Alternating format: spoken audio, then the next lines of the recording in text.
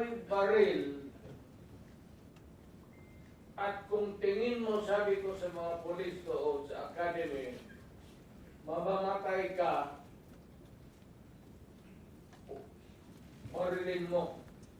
marilin mo sa ulo, patay mo at least one less criminal in the community.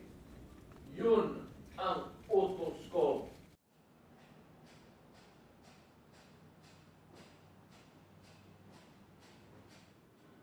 Kayo bilang mga nanay, mga pinaslang, ng ating mga Sa lahat na nagawa ng mga pulis, pursuant to my order, ako ang managot.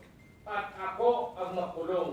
Huwag yung pulis na sumunod sa order ko. Kawawa naman, nagtatrabaho lang. Yun ang gusto kong sabihin sa Pilipino.